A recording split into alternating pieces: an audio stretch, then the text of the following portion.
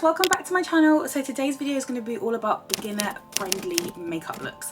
So I'm going to be doing one simple makeup look. We're going to do base and we're going to do eyes, something that's easy for everyone to follow along with because I've been getting quite a lot of requests for that. And I'm going to also show you some of my favorite products for last month and this month that I've recently got that I'm trying out as well. So my skin is already prepped. I've already got skincare on, but we're going to go in with a primer. This is the brand new Morphe and Meredith foaming primer from the Morphe Meredith collection, and it's foaming. That's the best bit about it, but you actually don't need a lot of it. I thought it'd be a bit gimmicky when I first tried it, but it actually is really nice. So it does actually feel really wet, but it's super hydrating and it doesn't make your makeup peel either. And bonus points, it smells quite nice too.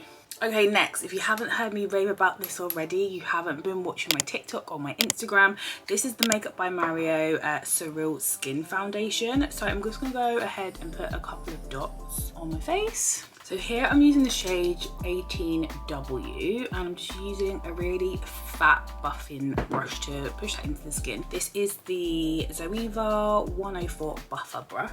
Now, if you like glowy skin but that lasts, this foundation, trust me, is what you've been looking for. It gives coverage, it gives like the dewiness. It kind of gives you an eggshell vibe to the skin, which I really like. It's that mixture between like a satin and a matte finish. And you find with this, like a little bit goes like a long way, which is really cool. Okay, so foundation's on, let's grab a concealer. This is one of my die-hard concealers. This is the Hourglass Vanish Concealer and I use the shade Flax, one of the two anyway. So recently, because I've been thinking about how I'm 6 months pregnant now and I need to think of all the quickest makeup looks that I can be doing once baby gets here, I feel like I'm gonna make this into a series. So it's gonna be like a prepping series, a how to get your makeup under 10-minute series, which I think will be really helpful for quite a lot of people. So concealer is all blended out. I use the Coco Cosmetics sponge.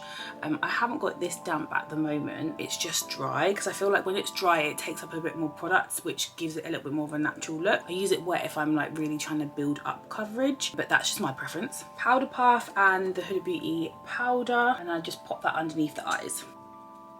Now the Huda Beauty powder isn't like my favorite for this month or last month. This is like my favorite, like ultimate favorite. Like I go back to this time and time again, but it just looks so natural underneath the eyes. It's really smooth, but it actually like mattifies to how you need it to, which is really great. Okay, so for quick brows, we're gonna go in with the Anastasia Beverly Hills Brow Wiz pencil, using the little spoolie on one end just to brush the brows up because I like to see what gaps we've got before we fill in. Well, it was gonna be this pencil, but I just rolled it up and I think that I've lost the end.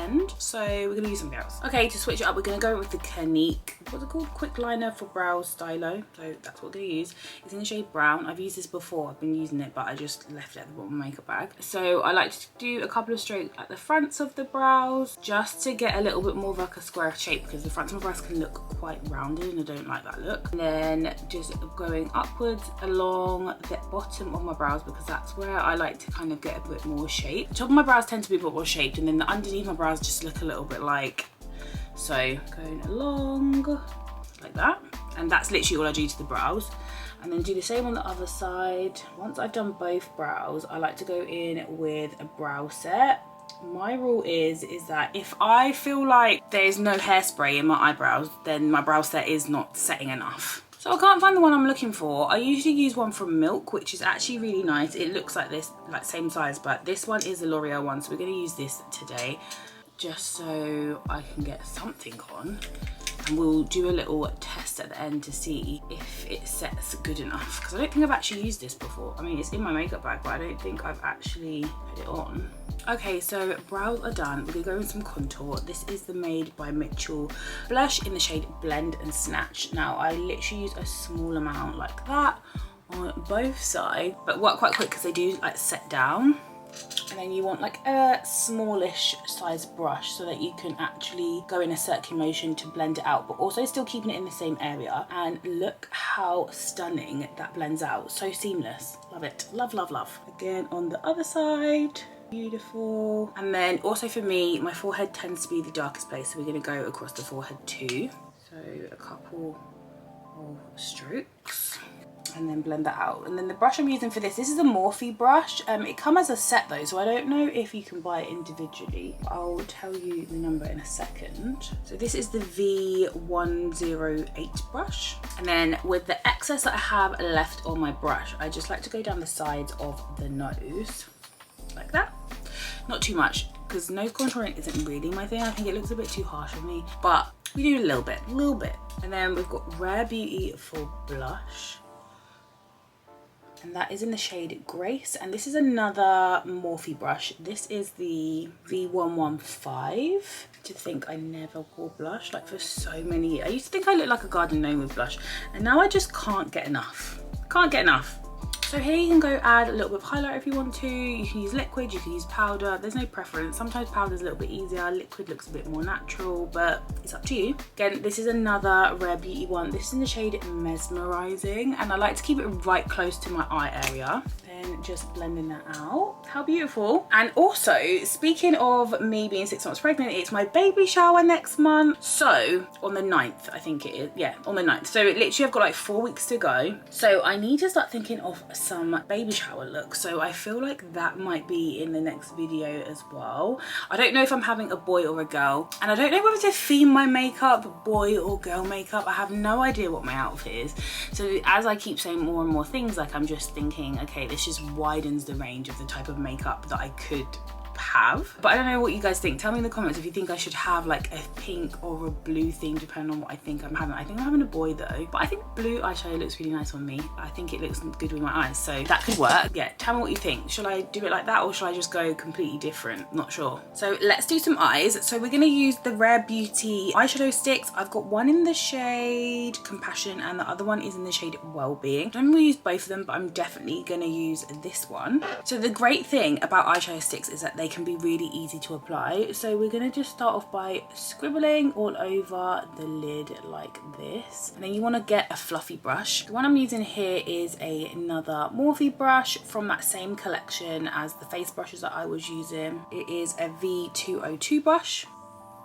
And I always find with like cream eyeshadows to put a little bit, then work out and then put a little bit more, because if it sets down, they're really hard to blend out, and usually they have a little bit of playing time before you won't be able to move them at all. So it's easier just to do a little bit, move, a little bit, move, rather than apply one eye, then the other eye, then come back, and then you're kind of like stuck with the application that you originally done, and it's really hard to blend out. So you want to use like a fluffy but like dense brush, not too dense, but fluffy enough so it actually moves the product and it makes it look a little bit more like gradient towards the top, versus something that's so dense that it literally is like moving the product more of in a straight line than like a diffused kind of finish. So that's one I done. Let's move to this side. And as a gauge, I have like quite a low eyelid, so it creases quite low to where the edge of my eye is. When I say the edge, I mean like my lash line. So I tend to just go a tiny bit above that, just so then the eyeshadow doesn't go too high up. A little bit more. These are really nice to work with. And I like to just angle it out just so we get a little bit of a cat eye look rather than like a rounded look. Okay, take the same pencil and we're gonna run it under through where the lash line is. Go do both sides. Then taking the same brush, you're gonna just blend it out because you want to wrap the colour around the eye. Top tip, you need to make sure you put your lids back on these, otherwise these dry out pretty quick, but I don't know where my lid went. So this always happens when I am doing something, because like, you know, when you look down and you can't see it and then you look back in like 20 minutes, you're like, oh, there it is, and it was right in front of your face the whole time. This time I really don't know where it is. Here it is.